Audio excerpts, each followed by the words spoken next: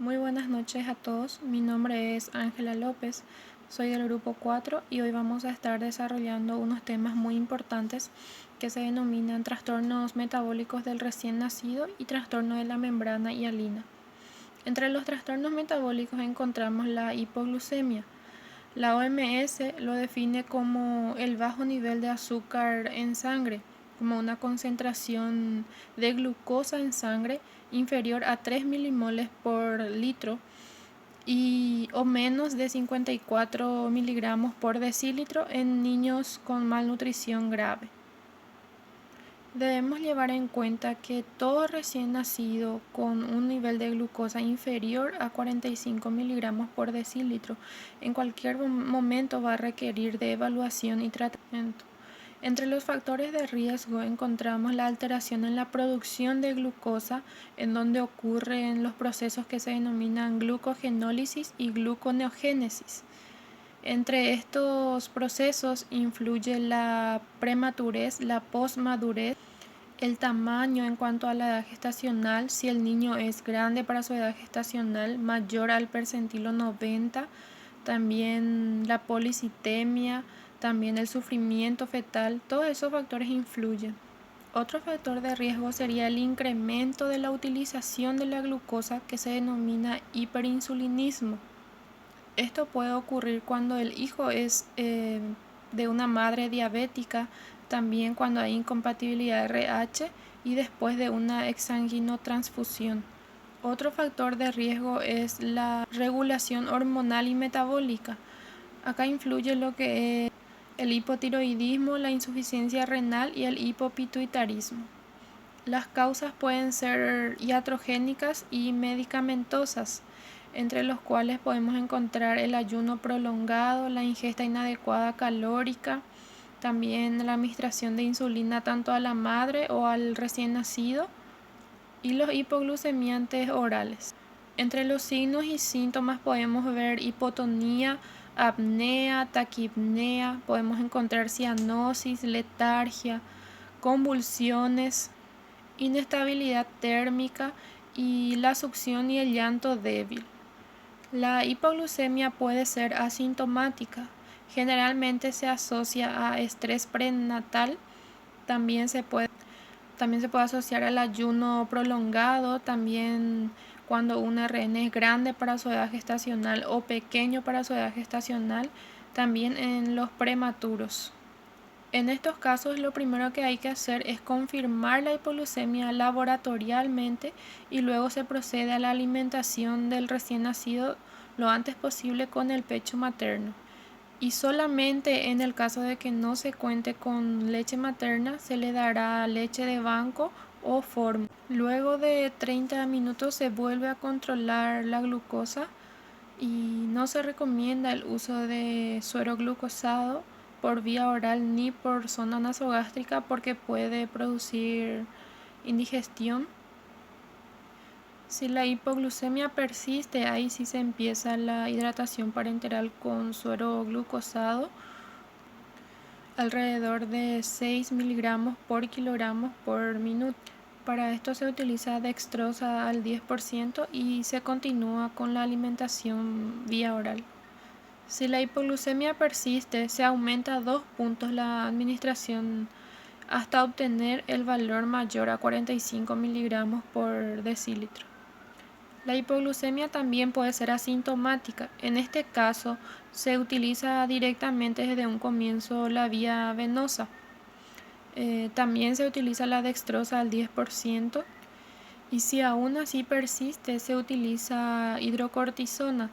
Antes de esto se debe recoger muestra para laboratorio para poder comparar los valores de cortisol y glucosa en sangre.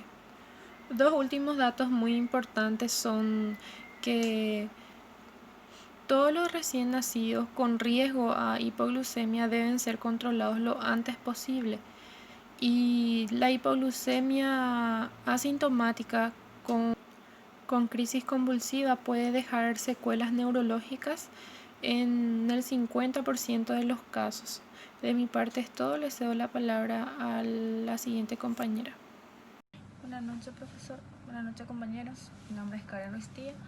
Yo les estaré profundizando un poco más lo que es la cetoacidosis. Bueno, como su nombre lo dice, la cetoacidosis diabética es una de las complicaciones diabéticas más frecuentes de mellitus tipo 1. Bueno, se presenta en 35% y 40% de niños y adolescentes en el momento del diagnóstico de diabetes. Bueno, mellitus tipo 1. Los adultos y jóvenes con otro tipo de diabetes también presentan cetoacidosis al momento del diagnóstico. El patogénesis, el proceso de citogénesis es estimulado por el incremento de los niveles de glucógeno. Esta hormona activa las enzimas caintina palmitoid transferasa. ¿Qué significa eso? Que permite que los ácidos grasos libres se transformen en coacina. En cetoacidosis, gran parte de la acetilcoenzima A es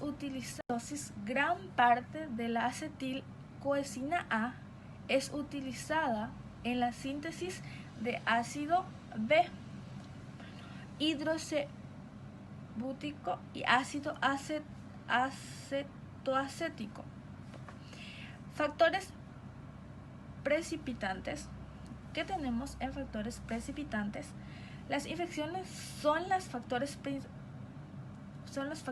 precipitantes de mayor importancia para el desarrollo de cetoacidosis.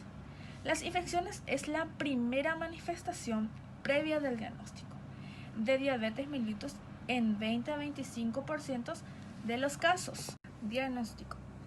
La cetoacidosis se acompaña en antecedentes de lipoluria, dolor abdominal, náuseas y vómitos, y se presenta por la acidosis o por la disminución en la perfusión mescéntrica y puede confundirse con un problema de abdomen quirúrgico. Algunos de los síntomas más comunes son la deshidratación, pérdida aguda de peso, taquicardia, debilidad, alteraciones visuales, entre otros. Tratamiento. ¿Qué tenemos en tratamiento? Asegurar ventilación y circulación adecuada, corregir el defecto hidroelectrolítico, bloquear la cetogénesis con insulina y disminuir la glucosa. Algunas de las complicaciones más comunes que tenemos es la hipoglucemia, aspiraciones de contenido gástrico, insuficiencia cardíaca congestiva, y también tenemos edema cerebral, alteraciones electrolíticos. Como sabemos que se presenta de 1 a 2% de niños con cetoacidosis y una tercera parte de los niños que lo presentan muere, mientras que otra tercera parte desarrolla daño neurológico permanente. Esto es todo de mi parte. Muchas gracias. Buenas tardes, profesor y compañeros. Yo estaré hablando sobre el hidrox inmunológico y no inmunológico. El hidrox fetal se define como el acúmulo anormal de líquidos en los tejidos blandos y cavidades serosas del feto. El concepto varía según los distintos autores que definen al hidrox, por una parte, como la sola presencia de edema en la piel, con o sin derrames serosos, mientras que otros basan el diagnóstico en el acúmulo anormal de líquido en una sola cavidad del feto. El hidrox fetal se divide en dos grupos. El primero, hidrox fetal inmune, HFI, y el hidrox fetal no inmune, HFNI. El HFNI, el primero, el hidrox fetal inmune, está relacionado directamente con la isoinmunización por RH materna, pero este tipo de hidrox ha disminuido considerablemente con la introducción de la vacuna anti-RH, la cual impide la sensibilización de la madre para los próximos embarazos. Esta vacuna se indica en el puerperio a todas las madres con diagnóstico de RH negativo o en la terminación voluntaria del embarazo con igual diagnóstico. Siguiente, la epidemiología. La incidencia de HFNI varía entre 1/1500 a 1/3500 nacimientos. Se estima que 3% de la mortalidad fetal total está relacionado con la HFNI. Entre 70 y 90% de los fetos afectados fallecen en el periodo perinatal, variando estas cifras según la población estudiada. Potter describió el primer caso en el año 1943 y a partir de este año un importante número de enfermedades maternas, fetales y placentarias han sido asociadas a varios grados de derrames pleurales, pericardios o peritoneal ascitis, edema de la piel, anasarca, polihidra. Factores precipitantes. Un inicio precoz del hidrox se asocia con mayor frecuencia a alteraciones cromosómicas, síndromes de Turner, síndrome de Down.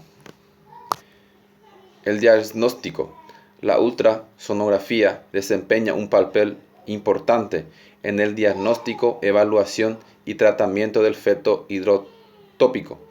Sonográficamente, el HFNI es indistinguible de una isoinmunización HFI.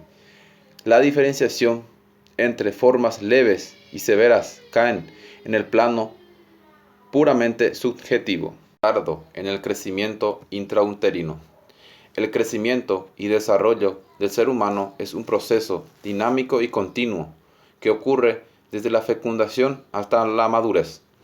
A lo largo del proceso se presentan interacciones entre la información genética contenida en el cigoto y las múltiples variables ambientales de las que depende la completa expresión genética. Una de las consecuencias de las condiciones deficitarias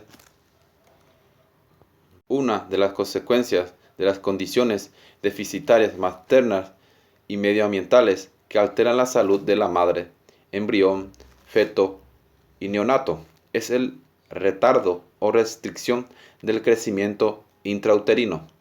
Esta patología, desde una conceptualización biológica, constituye la insuficiente expresión del potencial genético del crecimiento fetal y es considerado como un importante problema tanto en obstetricia como en pediatría, por la significativa contribución a la mortalidad perinatal, neonatal e infantil.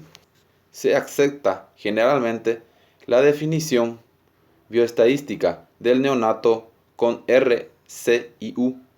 La prevalencia del retardo del crecimiento intrauterino en los países de nuestra región oscila entre el 10 y 17% de los nacidos vivos. En algunos países pobres de Latinoamérica, esta cifra puede llegar a un 34 a 40%. Los neonatos con retardo del crecimiento intrauterino, comparados con lo de peso adecuado al nacer, tienen una tasa de mortalidad perinatal 8 veces mayor y 7 veces más alto el riesgo de morbilidad, que incluye no solo asfixia neonatal, hipotermia, poliglobulia, hiperbilirubinemia, malformaciones congénitas, hipocalcemia e hipoglucemia, sino también alteraciones en el desarrollo pondoestatural y secuelas neurológicas posteriores. En Paraguay, en el 2004, las defunciones ocurridas En las 4 primeras semanas de vida, mortalidad neonatal, tasa entre 10,7 por 1000% nacidos vivos registrados, constituyeron el 60% de las defunciones del primer año. Mortalidad infantil, tasa 17,0 entre 1000 nacidos vivos registrados. El 70% de las muertes neonatales ocurrieron en las primeras semanas. Mortalidad neonatal precoz, 0 a 6 días de vida, tasa 8,5 entre 1000 nacidos vivos. Las causas de la mortalidad perinatal, mortalidad fetal tardía, 28 semanas de gestación, más la mortalidad neonatal precoz hasta el 7º día postnatal, tasa 17,2 entre 1000 nacidos vivos, fueron excluyendo las malformaciones, lesiones debidas al parto, infecciones del recién nacido, prematuridad y enfermedades de la madre. El manejo obstétrico racional del retardo del crecimiento intrauterino impone la necesidad de identificar el manejo durante el embarazo, los factores fetales, placentarios, maternos y ambientales de riesgo que aproximadamente en el 60% de los casos están asociados como causas determinantes. A saber, a nivel social y educacional bajo de la madre, paridad, enfermedades crónicas renales, hipertensión arterial, diabetes, infecciones perinatales, toxoplasmosis, rubeola, citomegalovirus, herpes simple, sífilis, malformaciones, consumo de drogas, abuso de alcohol, hábito de fumar y el estrés que algunos estudios sugieren asociado con el bajo peso de crecimiento. Buenas noches, profesor. Buenas noches, compañeros. Mi nombre es Pamela Ríos y les estaré hablando del trastorno de la membrana hialina. La enfermedad de la membrana hialina, anteriormente conocida como síndrome de dificultad respiratoria, es un trastorno encontrado en recién nacidos prematuros, provocado por la insuficiencia en la producción de surfactante unido a la falta de desarrollo de los pulmones. También puede ser atribuido a un defecto de genes asociados al desarrollo de proteínas vinculados a la producción del surfactante pulmonar. Esta patología aún constituye la causa más frecuente de insuficiencia respiratoria aguda en recién nacidos prematuros de muy bajo peso.